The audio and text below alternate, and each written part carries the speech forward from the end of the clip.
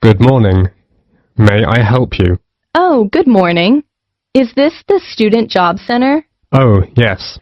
I was wondering if perhaps you could tell me a bit about the job. You know, the hotel recruitment program that offers a range of work at the hotels in the area. Of course. Take a seat, please. I'll take you through some of what we have on offer. Thank you so much. Oh, wait a second and I'll get my pen. Okay. The first job is reception assistant at the Parkview Hotel. The Parkview Hotel has quite an international flavor, so you'll need to speak at least 2 foreign languages. Sure. I can speak fluent French and Spanish, so that's no problem. Good. And many guests, of course, travel by car, and you may have to take their vehicles around to the car park. So you will need to have a valid driving license, and you will not be allowed to do the job if you haven't. Okay, I got that. Right. And they also say that basic computer skills, such as word processing, would be an advantage, although this isn't a requirement. Well, I just got my computer skills certificate, so I have no worries about that. This is quite a varied job. And in fact, I should point out that at certain times of the day, it would involve heavy lifting when guest luggage arrives, or perhaps deliveries come in. Is that okay for you? Well, it's hard to say at this moment, but I'll bear that in mind when deciding whether to apply for this post. Sure. Another job is general assistant at the Lakeside Hotel. To be honest, the pay is rather low, but there are compensatory factors. For example, the hotel will provide you with all your meals while you're working, and they will also train you in all the aspects of the job and then issue you with a certificate, which, of course, could be very valuable to you in the future. Oh, that sounds great. Now, the third job on offer is catering assistant at Hotel 98's smart new premises. As you know, this hotel is popular with exclusive travellers, and so you'll need to wear the distinctive staff uniform which you're provided with. Don't consider this job unless you're fairly flexible about when you work, as the hotel will require you to work nights for this job, and you will need to travel to and from the hotel, as it is situated just outside the city. Well, I'm afraid I can't manage that because of the lectures. Okay, I get the picture. So, which one will you prefer? Reception assistant at the Parkview Hotel or general assistant at the Lakeside Hotel? Well, I guess I still couldn't make up my mind right now. Can I have a few days to think about and go back to you later? That's no problem, and there are a few things I need to clarify with you. If you would like to apply for one of these jobs, you will need to follow the recruitment process. So the first thing you'll need to do is to fill in one of these, a personal information form. It's pretty straightforward and should only take you a few minutes. Once you've done that and handed it in, we'll give you a questionnaire about your skills. We then look through the information about you and pass on our recommendations to the relevant hotel. Yes, sure. You will then proceed to the next step of the process and attend a general course of training. This is designed to be helpful and realistic, so an important part of the course is role-play activities. That sounds interesting. Yes, indeed. And after that, the final step is that you will be contacted by the hotel you're going to work for, and they'll post you a video about themselves and the work involved. Watching this will constitute further and specific training for your job. Oh yes, I think I'm very clear now. Thank you for helping me. It's a pleasure. Bye. Bye.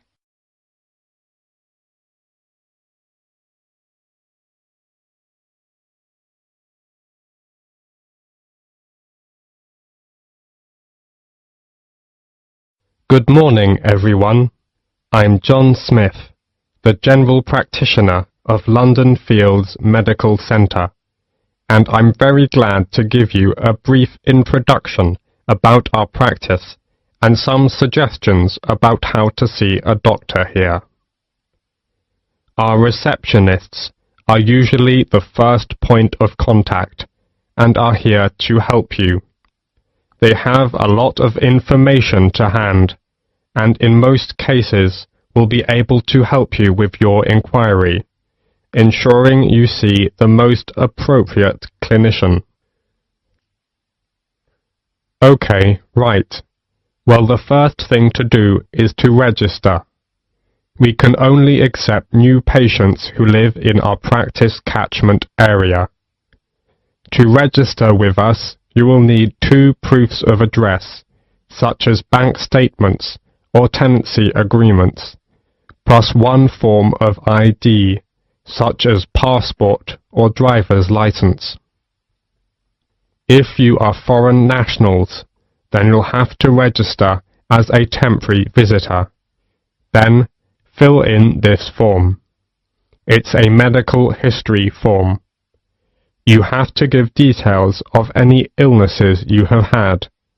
Then, you also need to write down if you've got any allergies. Okay? This as well as that. We need to know if you've had any operations. And, last of all, you have to give full details of current medication you may be on. This as well as that. You need to fill in this registration card. This is for your personal details. That's your full name, address, and telephone numbers. Okay? And we also need to make an appointment for you to see the doctor for a new patient health check. It'll just take about 15 minutes, that's all. It's just a basic checkup, really. Okay then, let me tell you something about the health centre. We have 5 GPs here, general practitioners. We also have a practice nurse who looks after minor injuries. She can also administer some treatments. We also have a chiropodist. That's a foot specialist. She's private, which means you have to pay for the service, unless you're over 65. If you want to see a doctor, you have to make an appointment first. Please call our main switchboard number on 0207 923 8100 to book an appointment at either our main practice or one of our branch surgeries.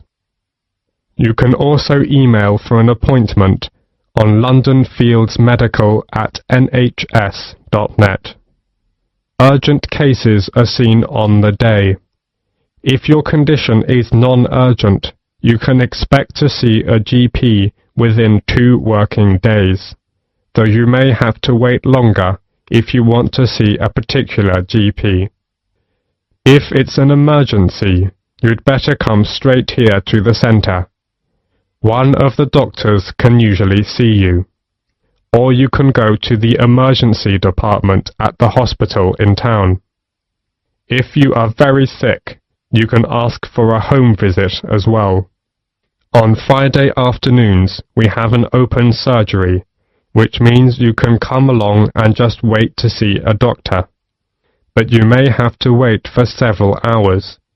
So it's much better to make an appointment and come at the specified time. Usually, when you see a doctor, you'll be given a prescription for medicine which you need to take. Or you can choose to go to a pharmacist in a chemist's shop. If the doctor decides that you will need the medication for a long time, you will be given a repeat prescription form.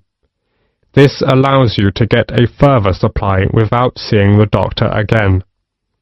You simply leave the repeat form here a few days before you need it. Then you pick up the medication at the chemist's. Oh, you may wonder how much this all costs.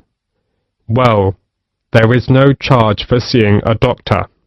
You can make an appointment any time to see one of our doctors, and it will not cost you anything for the consultation. However, you need to pay for the prescription, and the cost varies with the medicine, but it's usually just a few pounds. Nevertheless, in some situations, such as pregnancy, the prescription is then free. All right, do you have any other questions?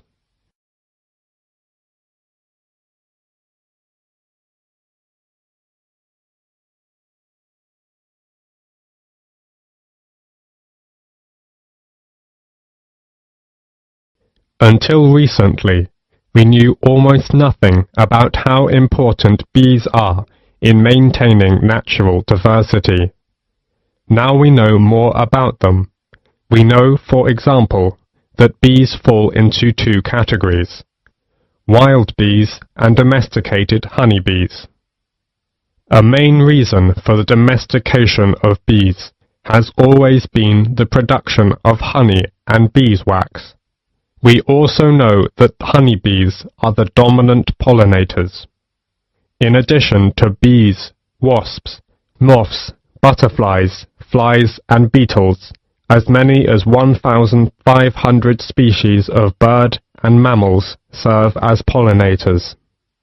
Many crops of commercial importance, such as almond, cherry, avocado pear, watermelon, cucumber, rely on pollination by insects, and of these insects, bees are by far the most important. Animals and insects provide pollination services for over 3/4 of the stable crop plants, and for 80% of all flowering plants in the world. The economic value of animal pollinators to world agriculture has been estimated to be $200 billion per year. Pollination is one of nature's services to farmers, so think about this. If you eliminated the pollinators, it would take the food right out of our mouths. We biologists never imagined we'd see the day when wild plants or crops suffered from pollinator scarcity. But, unfortunately, that day has come. In fact, farmers in Mexico and the US are suffering the worst pollinator crisis in history. So, what happened? Any ideas? Alicia? It is, because of natural enemies?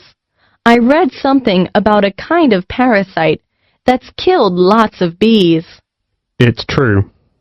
An outbreak of parasitic mites has caused a steep decline in North American populations of honeybees. But parasites aren't the only factor. What about the pesticides used on farms? All those chemicals must have an effect.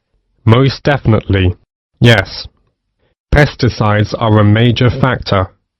Both wild and domesticated bees are in serious trouble because of pesticides.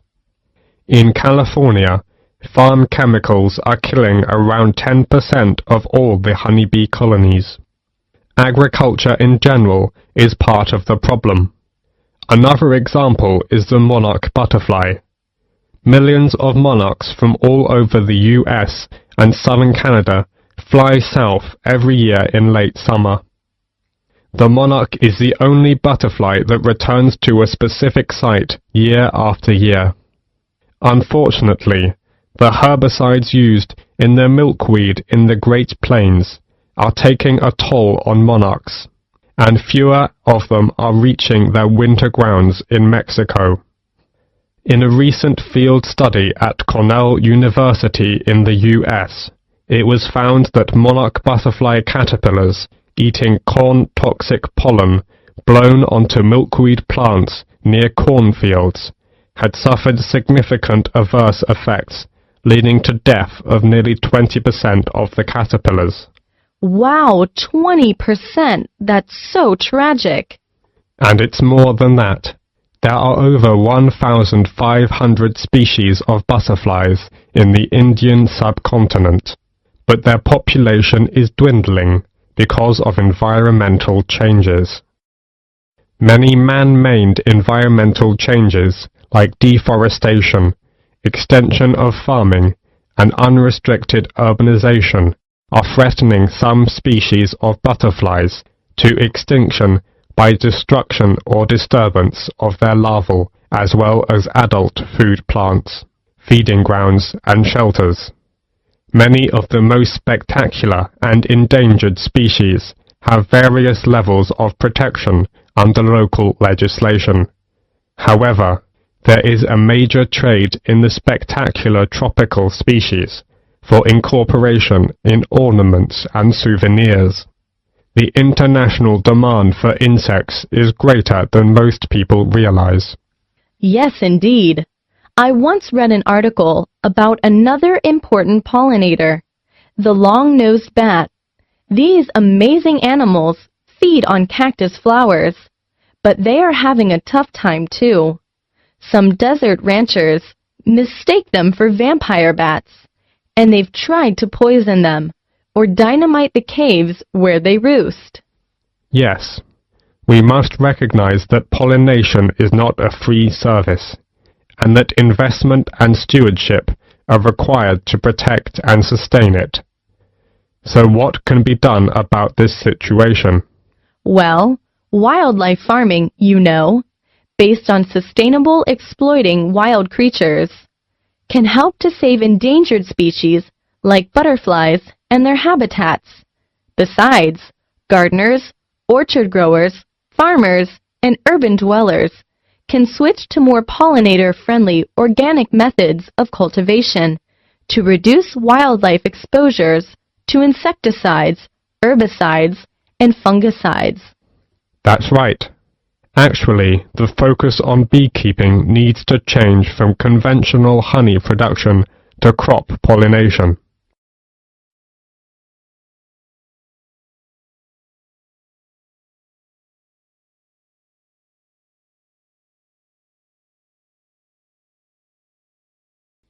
The London Eye. Today I want to focus on some of the major sites that attract tourists to cities, and I am going to begin with the London Eye. The London Eye is London's newest major tourist attraction. It is a huge wheel designed to celebrate the millennium year 2000, so it's also known as the Millennium Wheel. It stands at Millennium Pier on the south bank of River Thames, close to the south end of Westminster Bridge, and within an easy walk of the Houses of Parliament and Big Ben. Though it looks like a huge Ferris wheel, the London Eye is no fairground thrill ride, but a slow and stately way to experience London in a unique way. The London Eye is the UK's most popular paid-for visitor attraction, visited by over 3.5 million people a year. The Eye was built between 1998 and 2000. It seems remarkable that a site that has so quickly become a symbol of modern London has been around for such a short time. It took fully 7 years from start of the design process to create the Eye. It was intended to stand for only a few years, but it proved to be such a popular attraction that the decision was made to make the wheel a permanent feature of the London landscape. The Eye was sponsored by British Airways, and for several years after opening, it was referred to as the British Airways Millennium Wheel. Today the London Eye is under the ownership of the London Eye Company, a subsidiary of Merlin Entertainments Group Company. Constructing the Merlin Entertainments London Eye was a massive challenge.